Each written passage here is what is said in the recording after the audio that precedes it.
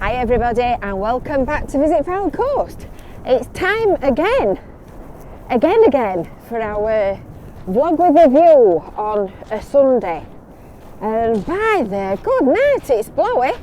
Hopefully this will work because I think by accident last week I fathomed how to get audio that doesn't sound like a hurricane.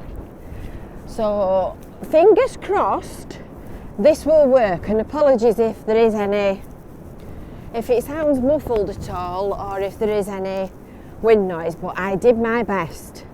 You can only say I did my best. And by the good night, it's parky. It's going to be freezing and windy and awful this weekend. So I'm here again on a Friday afternoon. It's getting to, as I said last week, it's getting to be a regular thing, this, isn't it? Anyway, if it's the first time that you've tuned in, vlog with a view is, I'm just looking at that. I warn you now, I'm easily distracted. Vlog with a view is a walk and a talk. I live at Cleveley, so quite often it's on this beach, and certainly in winter while the weather's as well unpredictable, shall we say, as it is at the moment, it's more likely than not going to be on this beach. So we just have a walk and a chat about a current topical subject. So if you've not already, please subscribe to the Visit Fylde Coast YouTube channel. Hit that little bell for your notifications, and then you'll know when we're doing other things. So obviously our video making activities are a little bit hiccuping, a little bit curtailed at the moment because we're in lockdown. But we're doing our best. We're still going out and we're still trying to give you something to look at, fresh from the beach and the seafront and the seaside. And as soon as we can and things start to reopen, we'll be back again doing what we do best. But I can assure you that we will continue to try and entertain you. So today's subject: the price of eggs, or the price of fish, or whatever you want to call it, because it's a saying, isn't it? What's that got to do with price of eggs? You know, if somebody says something completely random in the middle of a conversation and you turn around and say, well, what's that got to do with price of eggs? Nothing to do with eggs, nothing at all to do with eggs. But this is more a question about the price that we pay and we're prepared to pay for things in general, things being anything really. And I'll tell you what made me pick that for this week's vlog. I'd done a Seaside Emporium email last week. We have an online shop called Seaside Emporium, which is packed full of all our pictures and paintings and prints and all the interesting stuff that we make.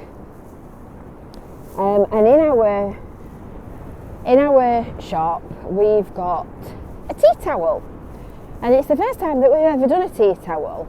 And my lovely dad has designed and created and come up with the concept for a range of things that you find on the beach. And interestingly, while I'm kind of stood here, this kind of stuff that you find on the beach, things like oyster shells, like that one that I've just kicked up with my foot, and cockles and all that kind of stuff, and life buoys and one thing and another. So is drawn everything. We've carefully selected a British manufacturer that can make a product of a quality that we expect to be able to sell.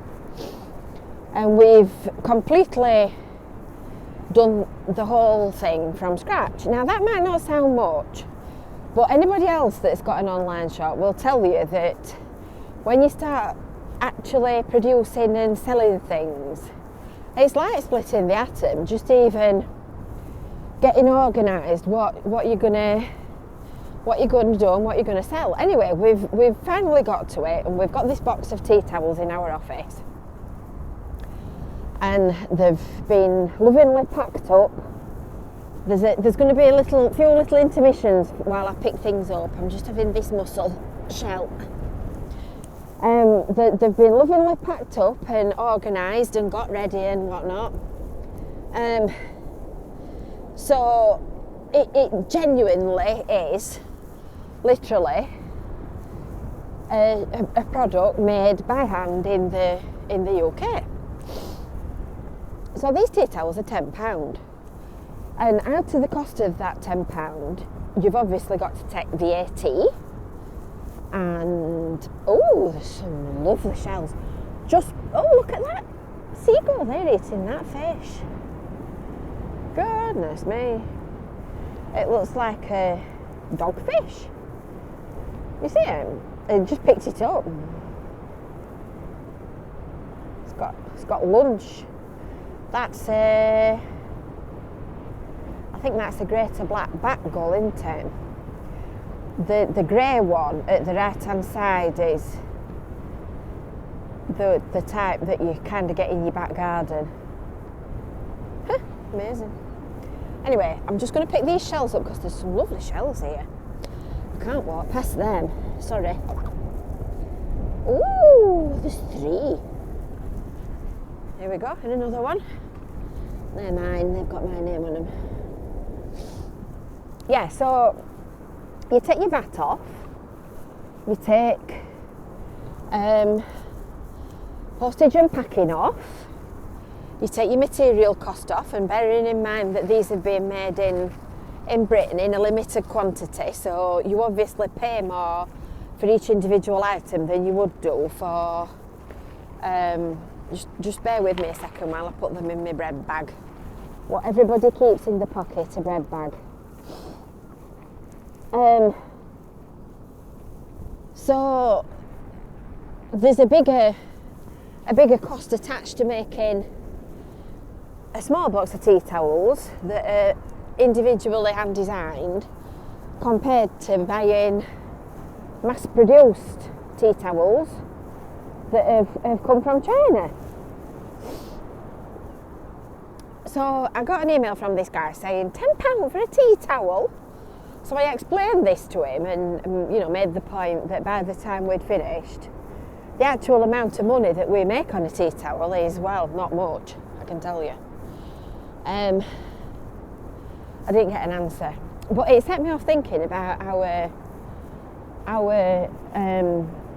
perception of relative value and the relative value of what we're prepared to pay for things, and whether or not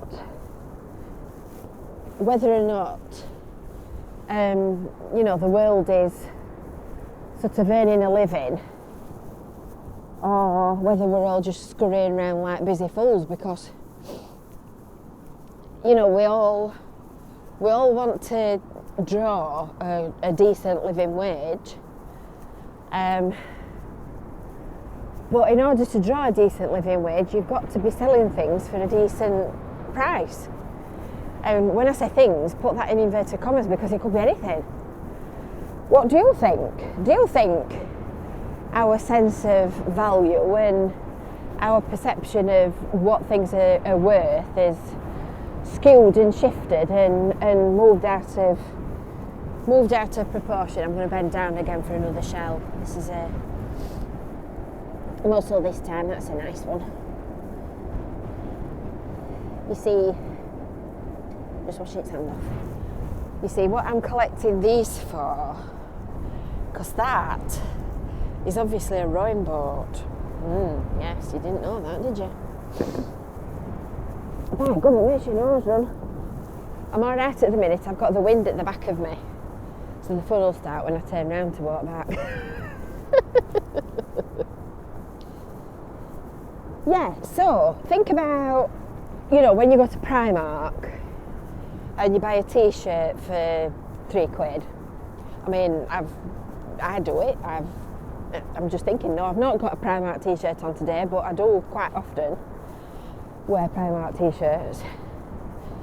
And £3 is about the limit of what you want to spend, but £3 means it's being made by somebody usually in the Far East that's earning buttons for a wage. You know, the farmers are always talking on the news about how they can't make a living out of rearing dairy cattle and selling milk, but yet we don't want to pay for more expensive milk. And you can't have one without the other.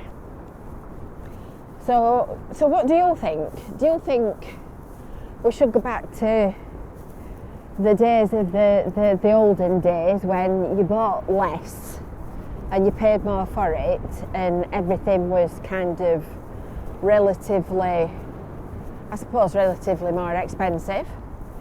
Or do you think it's better that you can have as much as you want and fill your boots and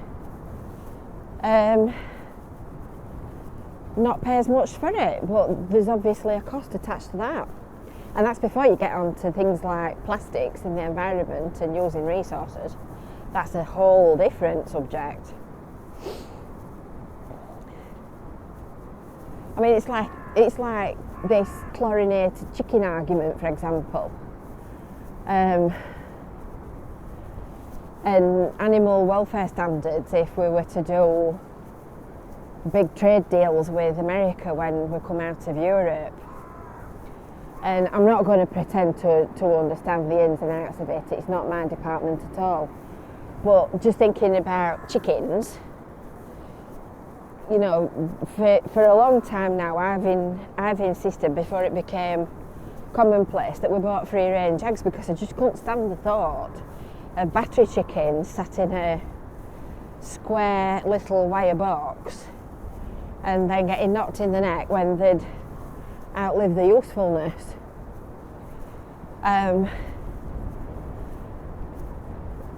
Is that something that you would do? Would you pay a little bit more for something that you know had been produced and created ethically, and the people that were making it and buying it were doing the right thing, I suppose? But of course the question then is, can you afford to pay a bit more? I mean, on a packet of eggs, it's back to the price of eggs. On the price of eggs, it's not a huge difference, but on other things it might be.